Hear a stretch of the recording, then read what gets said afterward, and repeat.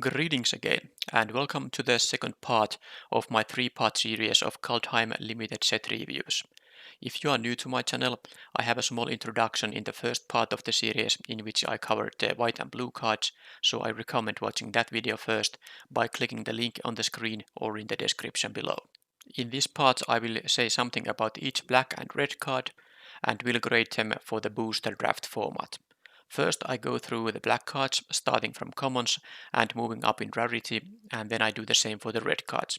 The rating scale is the same as in the first video, so I won't explain that again. The scale will be visible on the screen as well.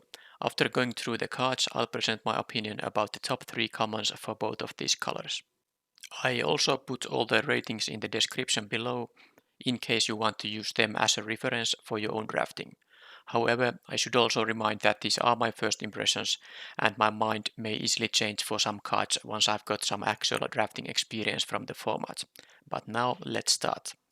Death Knell Berserker has a nice death trigger, and there are some ways in this set of course to boost its power, for example the next card or some of the equipment. I wouldn't pick this unless I have some ways to increase its power or unless I really need a 2-drop.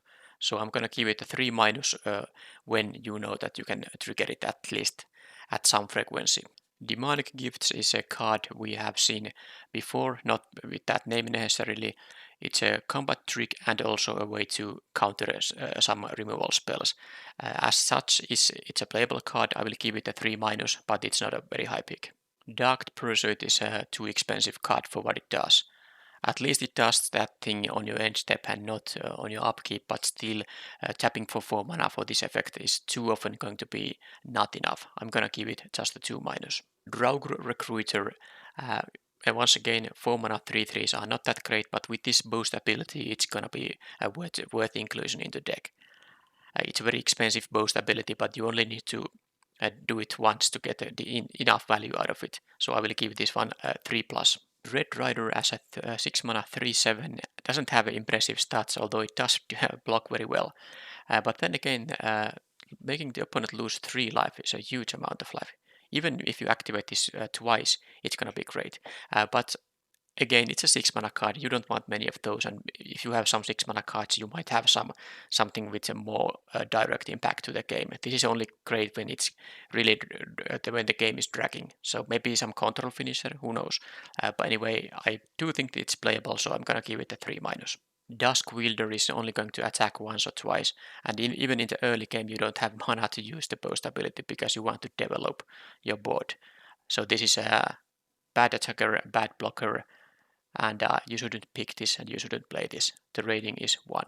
Elder Fang Disciple is a bad top deck late in the game, and even early in the game the opponent might have something like an excess land to discard. 2 mana 1/1 just doesn't have enough impact, so I will rate this as 2. Feed the Serpent is a 4 mana instant that removes any creature without restrictions. These are always great in limited. This even exiles in a set where the graveyard synergies are a thing, so this is easily a 4. Grim Draugr is a 3 mana 3/2, so if you truly have no snowlands in the deck, I wouldn't play this. If you do have some snowlands, I think this is playable, and remember you can also activate this more than once in case you have the available mana. This is a 3 minus in case you have the ways to activate it. Infernal Pet. They really push this mechanic in this set.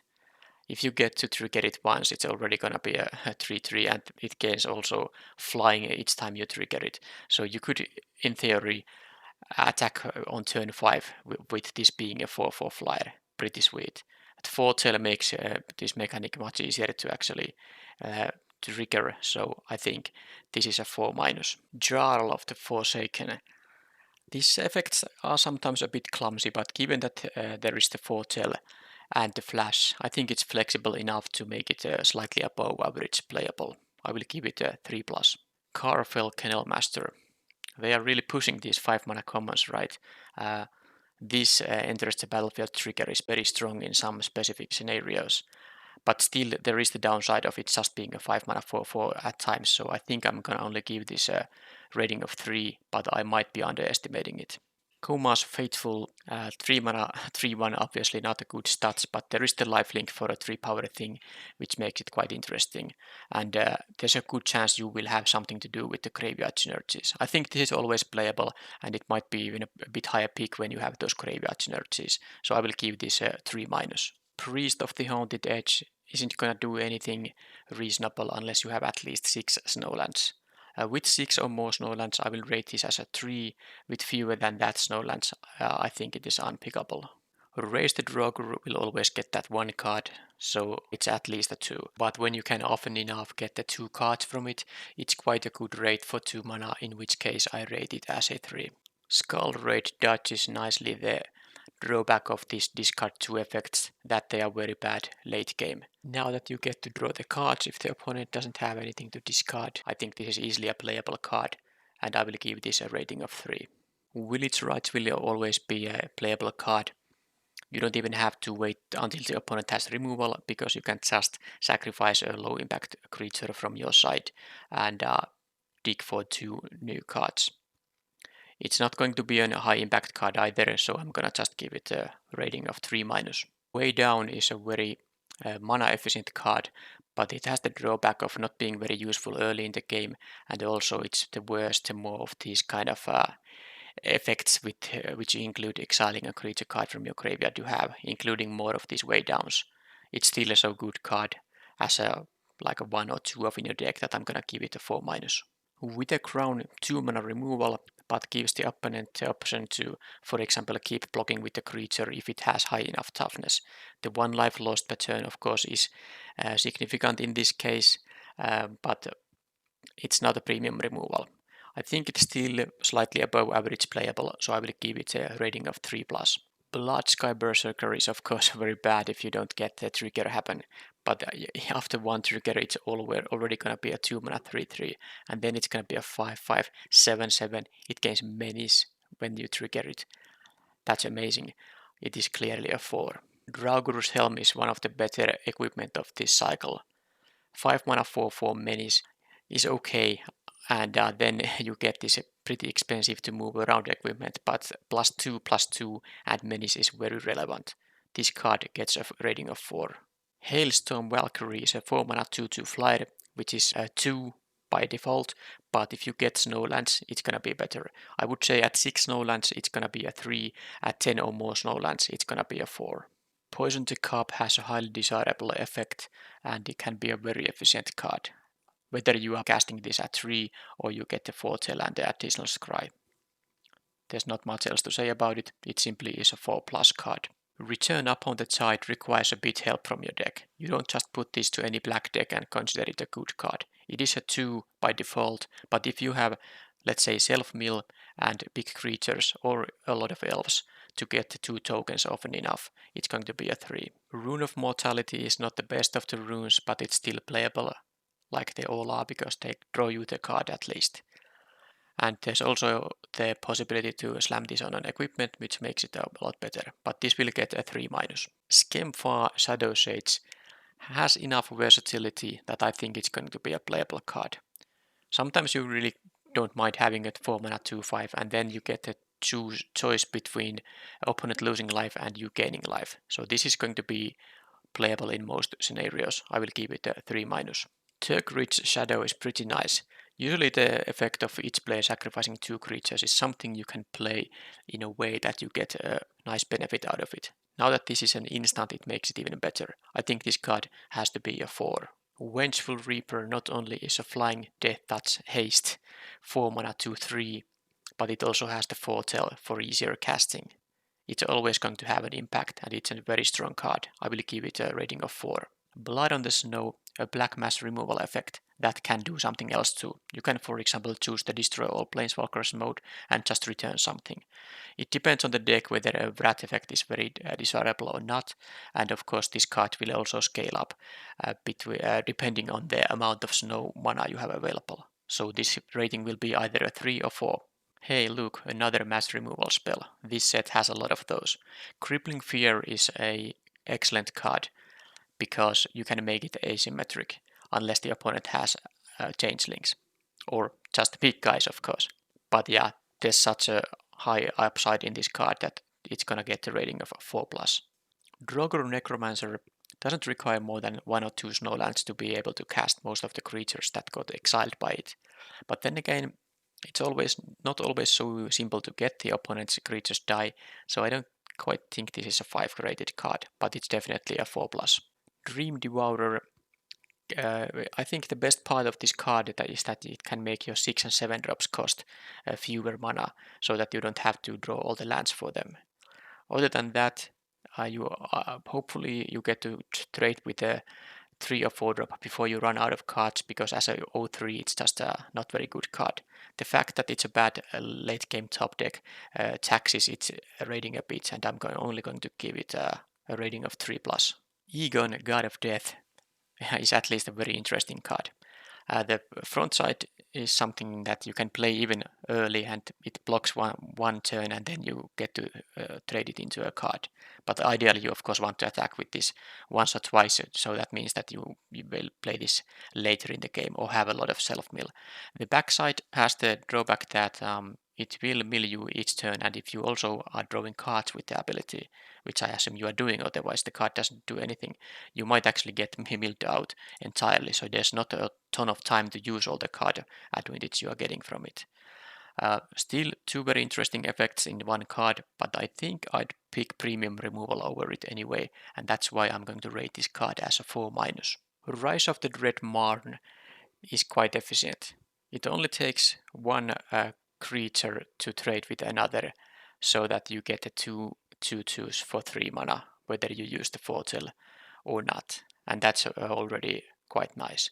And then of course sometimes you can really get more value out of it, so I think this card is worth a rating of 4. Skemfar Avenger doesn't ask for much. It's a 2 mana 3/1, so acceptable 2-drop already.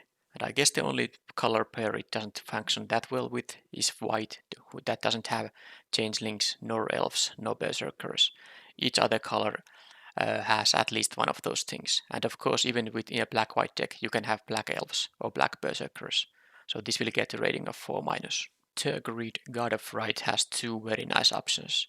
I would think that you default for the artifact option, because this wouldn't be otherwise that great, but because it has the untap clause, it will later in the game be a pretty serious threat to the opponent. They can't just sacrifice stuff or discard cards all the time.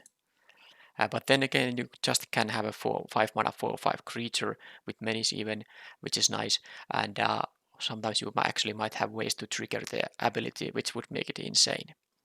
So this is very close to a 5, I think, but I will give it a 4+. Waragoth, Bloodsky Sire, is a 3 mana 2/3 Death Toucher, which is completely fine stats to have.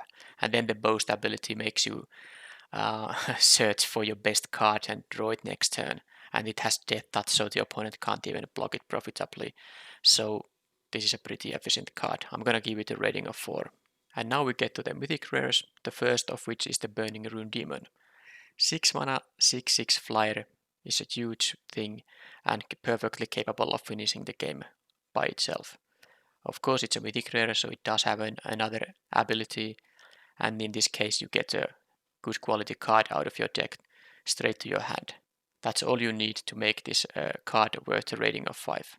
Eradicator Valkyrie might be a bit easy to remove because of the 3 toughness, but still it's a 4 mana 4/3 flyer with lifelink, and it's gonna be enough to completely take over the game if the opponent can't answer it. And the Boast ability is also nice. You can edict them if you want to. You don't have to. So this is absolutely a card worth a rating of 5 as well. Haunting Voyage, another high impact mythic rare from black. It would get a rating of 4 if there was only the option to return 2 creature cards, but because sometimes you might get some crazy outcomes with the foretell option, it's gonna get a rating of 4+. And the last black card we have is Valky, God of Lies, which has a black-red card on the backside, Tybalt, Cosmic Impostor. First, if you don't have access to red mana, Valky is worth rating of 4. A 2 mana 2/1, which basically requires opponent to use a removal spell on this, or they lose their creature forever. And when the opponent is forced to use removal on your 2 drops, that's amazing. And then of course this has the option to become the whatever you chose to exile, which makes it worth a 4 rating. If you have access to red mana, this is simply a 5 rated card because the Planeswalker side is pretty amazing, although it is a 7 mana card, but even in that case you can always play the cheaper card from the front side if you are not gonna get to the 7 mana. Now we get to the red commons, and the first is Axguard Cavalry, a 2 mana 2/2 with a very good ability. To give a haste to some of your 4 power guys right away is very nice, so I think this is an above average 2-drop, so I will give it a 3+. Breakneck Berserker is a 3 mana 3/2 which is playable, because the haste can be very relevant. But not every deck is that interested in it, so I'm gonna give this a rating of 3-. Cinderheart Giant is a 7 mana card. That is a bit heavy, because usually I don't mind playing 6 mana cards, but 7 mana really requires that your deck is designed so that you can actually play a 7 mana card. But when you can 7/6 trample with this kind of a death trigger, even though it's a random target, it doesn't matter. This is a high impact card, and I think I'm willing to give this a playable rating of 3-. Craven Hulk is 4 mana 4/4, can't block alone, which is a lot better than can't block at all. You can even block the turn you play this if you have some other creature you are leaving up to, so that you can assign 2 blockers in the combat if opponent is going to attack. And if you have the 2-drop that gives haste, this is of course pretty nice. So I think this is just a decent playable, and I will give it a rating of 3 exactly. Demon Bolt, unsurprisingly, is a very efficient card. Even has the foretell option, so if you have no use for 2 mana on some turn, then you can have a very cheap removal on a future turn on opposing even bigger creatures. This will obviously get a rating of 4. Dwarven Reinforcements is something that white gets usually in a way that the tokens are 2/2. These are only 2/1s, but there is the foretell option, making casting this slightly easier. There's also the slight equipment theme in the set, making cards that create multiple creatures slightly better. I'm gonna give this a rating of exactly 3. Fearless Pup, 1 mana, 1/1 first strike, not good of course. The pump ability is not only limited to offense, but it's also limited to once per turn. So I don't think this is a good card. Even if you have some aggressive deck, you probably will find better options. I will give this a rating of 2+. Frostbite has a rating that slightly depends on whether you can deal 3 damage or not. I would say that normally it's a 3+ card, but if your deck has 10 or more snow permanents in any combination of snow lands and other snow permanents, then it's going to be rated 4. Huggy Mob with 5 mana cost as a 5/4 creature boast ability that can be okay when opponent happens to have something with 1 toughness of course. And this is great also for the 2 mana 2/2 that gives haste to creatures. I think this is playable but not a particularly high pick one, so I'm gonna give it a rating of 3-. Immersturm Rider, a 2 mana 2/1. The 1 toughness can be a liability sometimes, but at least this has the potential to either improve the card quality in your hand or find a land drop that you desperately need. So I'm going to give this a playable rating of 3-. Open the Omen Paths. Okay, 3 mana instant that can be a temporary mana boost of +1, not good, and a trick version of the spell. To get +1/+0 for all your creatures is just too weak. This is a bad card. Don't pick it, don't play it. This has a rating of 1. Run Amok. Completely unplayable in decks where you are not sure about whether you are the aggressor or not. So the rating is somewhere between 1 and 3, completely depending on how aggressive your deck is and do you need ways to push through damage. The more small creatures you have, the more you want to run amok. Haha. And I wouldn't usually pick this very high. I would pick this like late in the draft when I know that my deck needs this kind of an effect. Seize the Spoils costs 3 mana to improve the card quality in your hand or to allow you to dig deeper to find something specific.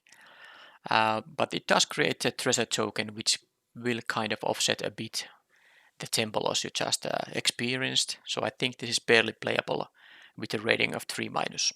Shackles of Treachery is going to get a rating of 1 to 3 depending on how aggressive your deck is. And even aggressive decks may want to have something else than this. For example, the Run Amok I think is just a better card to push through damage. That said, in best of 3 format, you can pick this for your sideboard to get rid of some equipment, and I would pick this as a valued as a 3 for sideboard purposes. Smashing Success is not pickable in best of 1. There's not enough artifacts in the format to make it a reliable card, and you don't care about destroying lands. In best of 3, you can pick this for your sideboard as a card valued 3, but then again, don't pick it over good playables. Pick it only when you already know that you will have enough playables in your deck. Squash is a 5 mana destroy almost any creature at instant speed spell, and that is worth a rating of 3. If you have, let's say, 4 or more changelings / giants in your deck, in that case this is rated 4. Tormentor's Helm is not a card that many decks want to run. +1/+1 is slightly on the weak side for equipment, but there are decks that could run this. Maybe they are just very aggressive and have small creatures when the +1/+1 can make a difference between being able to attack or not. And then there are decks that could have, for example, the runes, which make most equipment quite good. So the rating is between 2 and 3. To Scary Firewalker, well, that's a 3 mana 3/2 I'm willing to play. The boost ability is quite nice. 1 generic mana to potentially get card advantage. And well, that's all you need. I will give this a rating of 3+. Vault Robber is a bit awkward because you would want to have those treasures early in the game to mana accelerate a bit. But early in the game, it's possible your graveyard just won't have any creatures. As a 2 mana 1/3, they are weak stats, so I'm gonna give this a rating of 2-. But note that you can make the splashes possible with this card. So if you are splashing for a color, you could consider running this card because the opponent is very unlikely to use the removal on your 1/3, in which case you will have time to exile a creature card or a few creature cards from your graveyard to get the treasure tokens that will tap for any color of mana, and therefore you can play your splash color cards.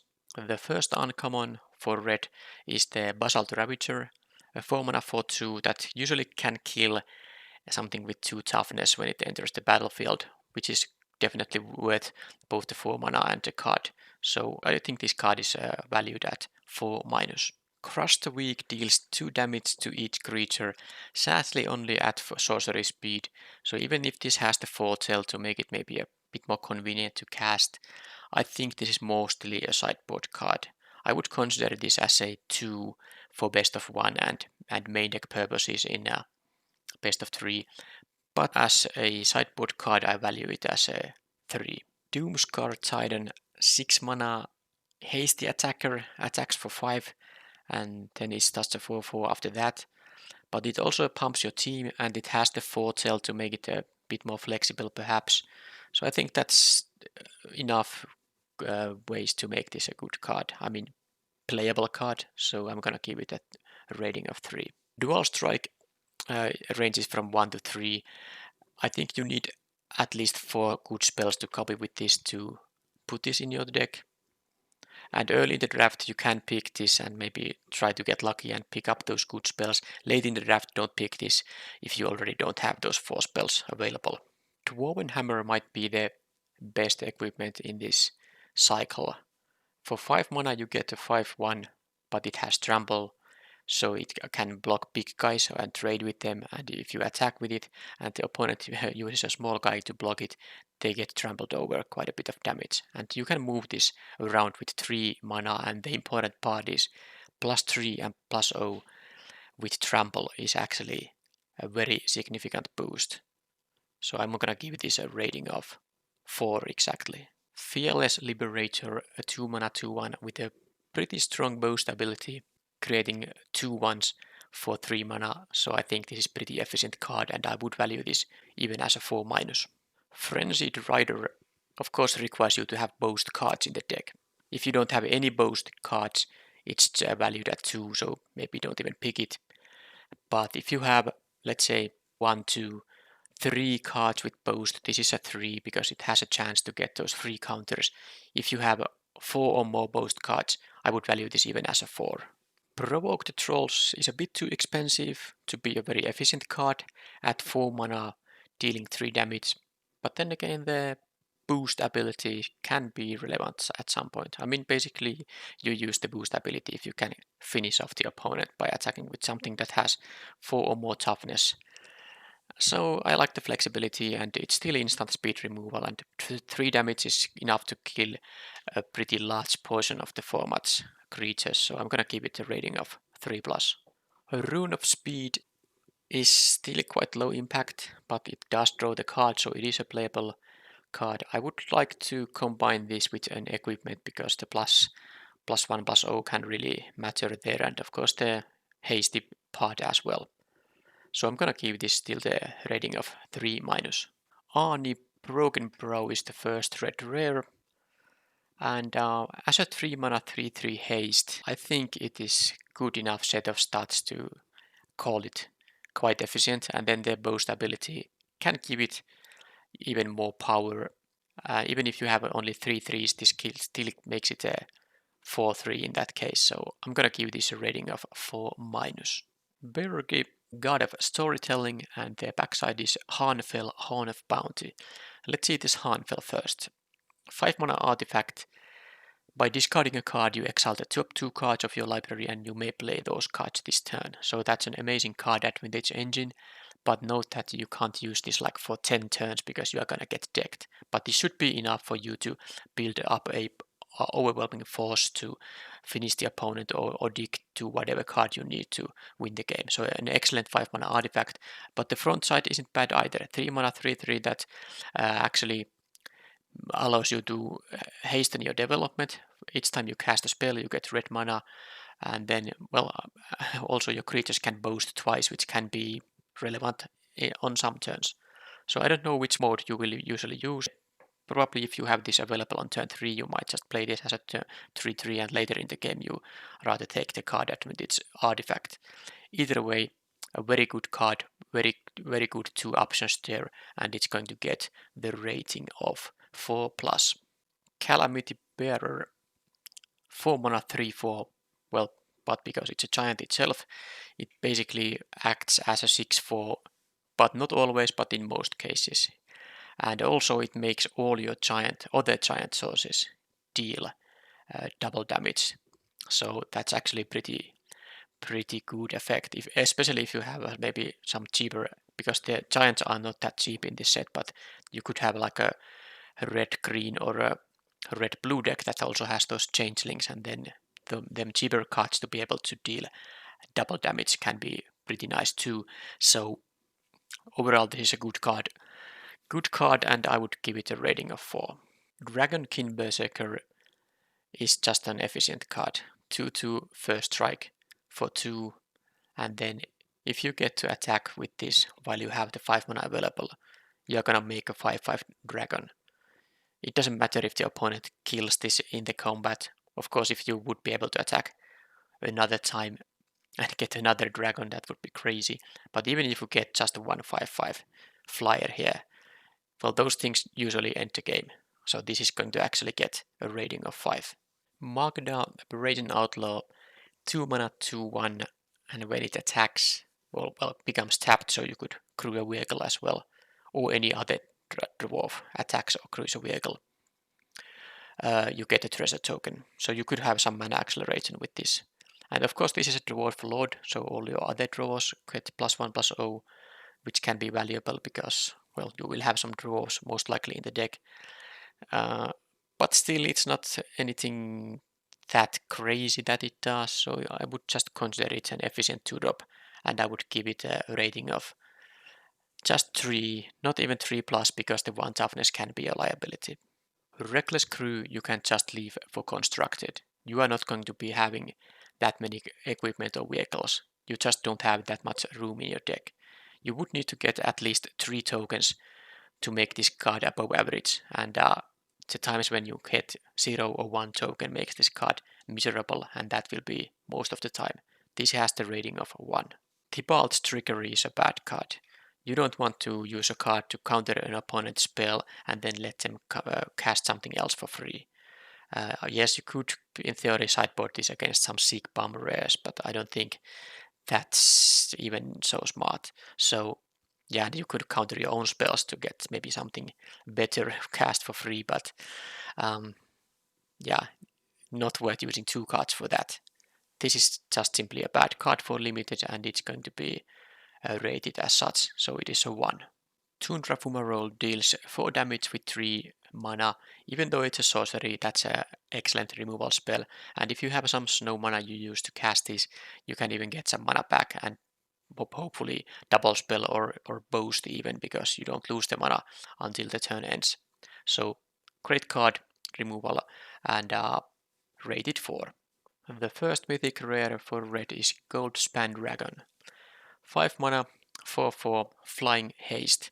Yes, it makes some treasure tokens, which is nice, and the treasure tokens add even 2 mana, but the important thing is that this is a hasty 4/4 flyer for 5 mana, which makes it a 5 rated card. Quakebringer is a 5 mana 5/4, so stats are not that great. Yeah, it has the foretell of course, but that means you had to pay 2 on some prior turn to get to play this at 4 mana, but still the stats are good when you consider that each upkeep you actually deal 2 damage to opponent for free. And then if you trade with this in combat or opponent removes it, as long as you have a giant or a changeling, this will continue dealing damage. So it's a very efficient card in that sense. I'm going to give it a rating of a 4+. And the final red card is Thoralf, God of Fury, which has a backside that says Thoralf's Hammer. Let's see the front side first. A 5/4 trample for 4 mana is of course great stats, and whenever a creature or planeswalker an opponent controls is dealt excess non-combat damage, so burn spells for example, or fight spells as well. That's non-combat damage. A total deals combat damage equal to the excess to any target other than that permanent. So you can actually do some nice work if you have the burn spell that the giant burn spell that deals like with 5 mana, was it 6 damage? You kill 3/3 with it, and then you actually get to deal additional 3 with the Thoralf's ability. So the front side is definitely a good card, but so is the back side. So you use 2 mana to play this, 2 mana to equip this, and then 2 mana to throw the hammer, basically, and you will deal 3 damage to any target. And then you rinse and repeat with this. So as long as you have at least 6 mana, at least 3 of which is red mana sources, you can deal 3 damage each turn to any target, player's creatures, and as long as you have of course creatures that you can equip with it. That's crazy. I would assume that the hammer is the one you want to use in any other game, except ones where there is such a quick race going on that you just need to deploy this 4 mana 5/4, which is completely acceptable as well. But this repeated damage source to any target is such a sick thing. Yeah, this card is definitely a 5. And by the way, I forgot to mention that this hammer also gives +3/+0 to an equipped creature as long as it's legendary, which is not relevant that often. Of course, you can have some other legendary creatures in your deck, but you are going to use this to throw the hammer most of the time. But yeah, that's something that can come up at some point. Well, anyway, doesn't change the fact that the card is valued at 5. That was all the black and red cards. Now let's see what are, in my opinion, the top 3 commons from these colors. For black, the top common is the all-purpose and reasonably costed removal spell Feed the Serpent, no surprise there. The next best card is removal as well, the 1 mana Way Down. Note also that you can't play a low creature count deck when you put one of these in, as it becomes quite inconsistent in that case. And you should also pay extra attention to the self-mill cards during the draft when you have picked a Way Down. The third slot is taken by the Infernal Pet, which I believe is easy enough to grow thanks to all the foretold in the set. The main idea is that after growing it once, it's already worth 3 mana, and any further +1/+1 counter will make it a remarkable threat thanks to its ability to gain flying. The best red common is clearly Demon Bolt. 4 damage to any creature for 3 mana at instant speed with the additional flexibility of foretell makes it one of the best, if not the best common in the set. The second best card is the cheap removal spell Frostbite, which is good even without dealing 3 damage. The third one is a bit harder choice, and mana curve affects quite often the decision for them. As a pack one, pick one option, I think I would choose yet another removal spell, Squash.